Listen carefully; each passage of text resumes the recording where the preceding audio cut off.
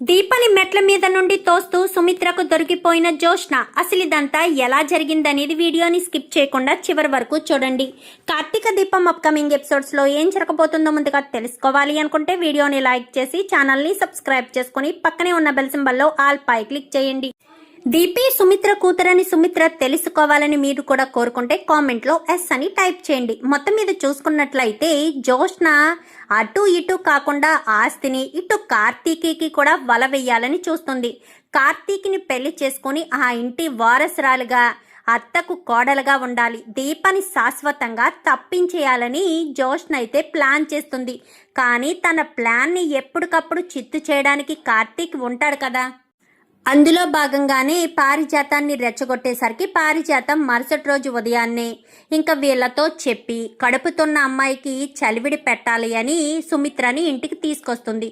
జోష్న మరింతగా ఆలోచించి దీపను సుమిత్ర ముందు బ్యాట్ చేయాలి అన్న ఉద్దేశంతో ఫోన్ చేసేసరికి అసలే దీప జోష్న మీద కోపంగా ఉంటుంది. ఆ కోపంలో కాస్త దీప జోష్నను చెడామడా తిట్టేయడంతో స్పీకర్లో ఉన్న ఫోన్ను చూసి అందరూ కూడా దీపని తప్పుగా అపార్థం చేసుకుంటారు. ముఖ్యంగా సుమిత్ర అపార్థం చేసుకుంటుంది. అపార్థం చేసుకునేసరికి ఏంటి వాళ్ళు పిల్లలు ఏదో మాటలనుకుంటారు, ఆ మాత్రం దానికే ఎందుకు సుమిత్ర అంతలా ఆలోచిస్తున్నావని పారిజాతం ఎంత నచ్చ చెప్పాలని చూసినా సుమిత్ర మనసులో మాత్రం దీప జోష్నకు బుద్ధి లేదా అంటూ అంత పెద్ద మాట అనవలసిన అవసరం ఏముంది, నా కూతురు ఏమంత పెద్ద తప్పు చేసింది అంటూ ఇంకా అదే ఆలోచన మీద ఉంటుంది. దీప ఇటు కార్తీక్ ఇద్దరు కూడా అక్కడ పని మొత్తం అయిపోయిన తర్వాత చలివిడి కార్యక్రమం అయిపోయిన తర్వాత వాళ్ళు వెళ్ళిపోతే వీళ్ళు బయలుదేరి వస్తారు. వచ్చిన తర్వాత కార్తీక్ని దశరథ్ పక్కకు పిలిచి అడుగుతాడు, ఏమైందిరా కార్తీక్, ఎందుకు నా కూతురు అలా మాట్లాడింది జోష్నతోటి? చాలా పెద్ద తంతే జరిగింది మావయ్య అని చెప్పనేసరికి ఏం జరిగిందిరా, అసలు ఏమైంది అనగానే నిన్న జోష్న నన్ను పూజ ఉందని బయటికి తీసుకువెళ్ళిందా, బయటకు అలా తీసుకువెళ్ళిన తర్వాత గుడికి వెళ్ళాక దీపన్ను పారు తీసుకొచ్చిందా, అక్కడి నుంచి జోష్న నన్ను ఒక చోటకు తీసుకెళ్లి తాళి ఇచ్చి కట్టమని ఫోర్స్ చేసింది. తాళి కట్టకపోతే షూట్ చేసుకుని చనిపోతాను అని చెప్పింది మామయ్య. ఆ విషయం అంతా దీప నేను మాట్లాడుకుంటూ ఉండగా అదే సమయంలో దీప ఫోన్ చేసింది. పైగా అమ్మకు కూడా తెల్లవారుజామున జోష్న మెడలో నేను తాళి కట్టినట్టుగా కలొచ్చిందంట. ఆ ఈ ఇరిటేషను జోష్న అదే సమయానికి మీ దగ్గర ఉండి స్పీకర్లో పెట్టి ఫోన్ మాట్లాడుతుందని మాకేం తెలుసు, దీప కోపంలో ఆ మాట అనేసరికి ఎవరు ఎలా అనుకున్నా జోష్న సుమిత్రకు చాలా ఇష్టమైన కూతురు కదా.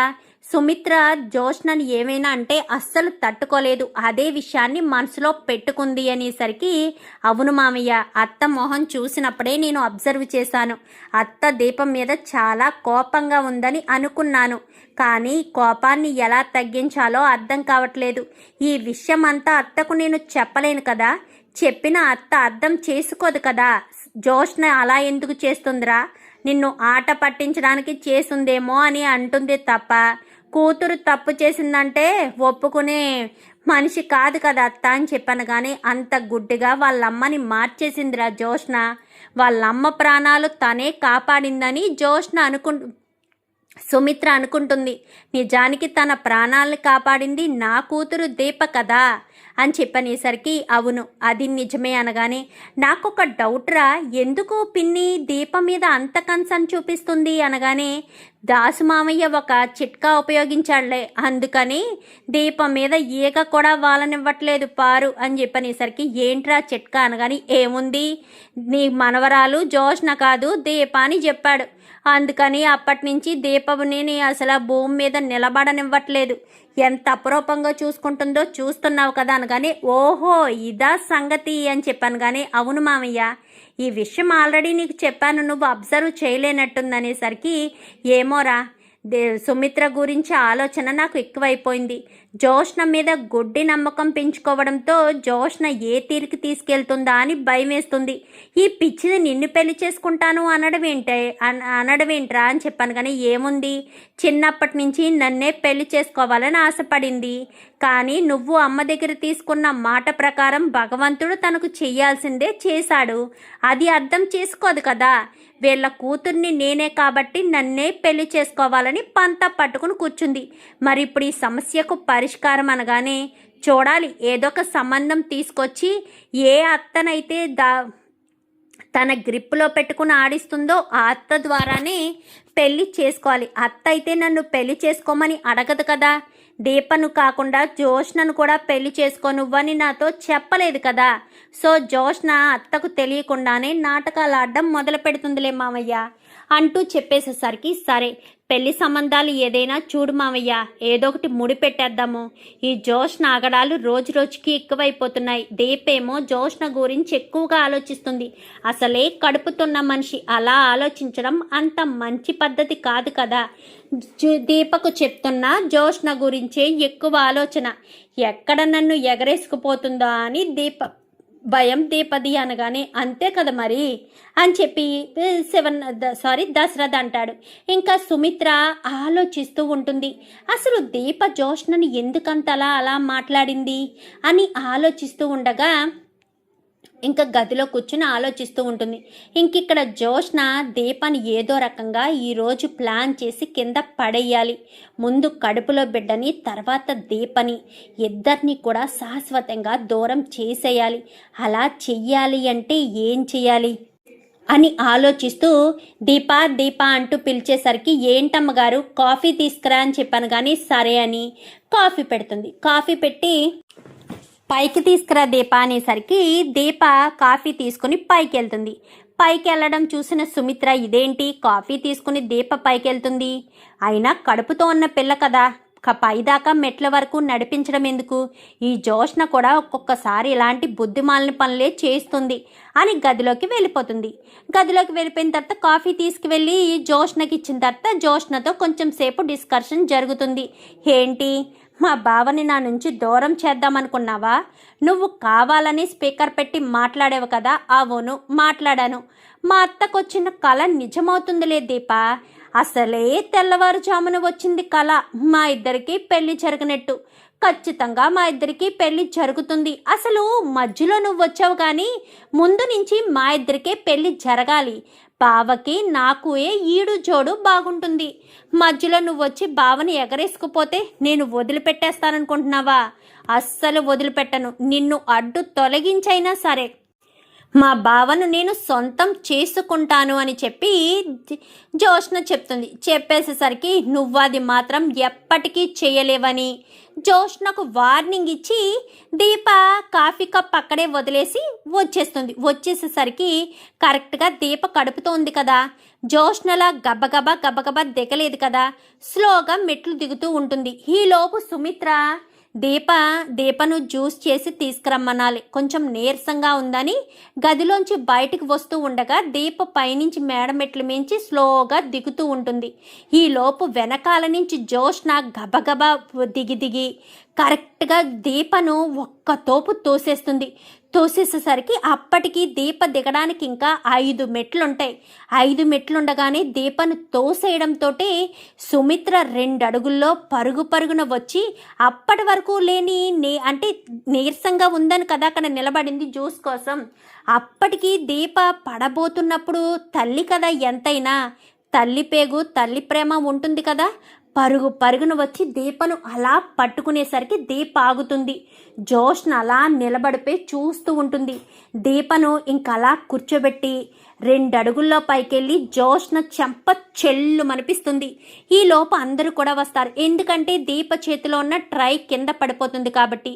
అందరూ వచ్చేసేసరికి ఏం జరిగింది అనగానే జోష్న దీపను మెట్ల మించి తోసేసిందండి అని చెప్పి సుమిత్ర నిజం చెప్పేస్తుంది.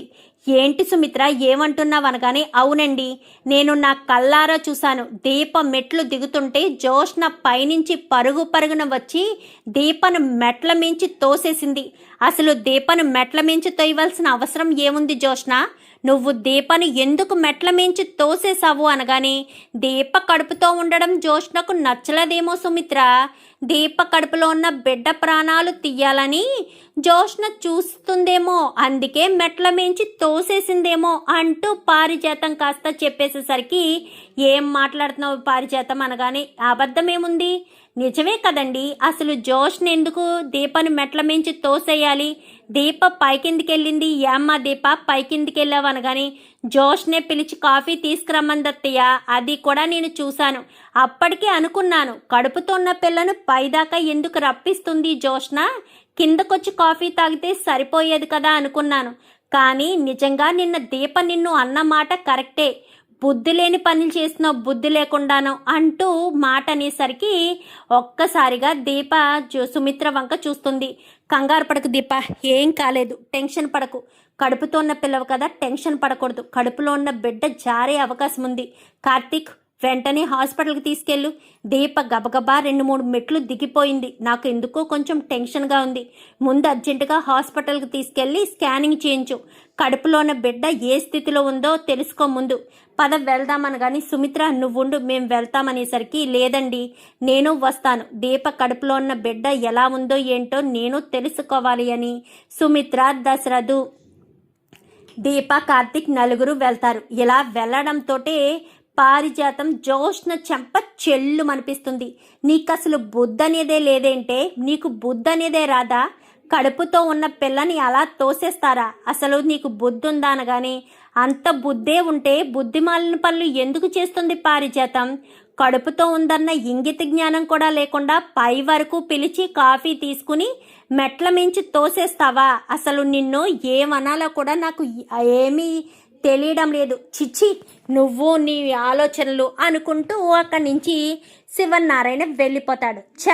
నేను ఏం ప్లాన్ చేశాను, ఏం జరిగింది? ఈ దెబ్బతో మా అమ్మకు మళ్ళీ దీపం మీద కన్సర్న్ మొదలైపోతుంది. ఇంత చేసిందంతా కూడా బూడిదలో పోసిన పన్నీర్ అయిపోయిందని జోష్న కాస్త అనుకుంటుంది. మరి ఇప్పుడు సుమిత్రలో దీపం మీద కన్సర్న్ పెరుగుతుందా?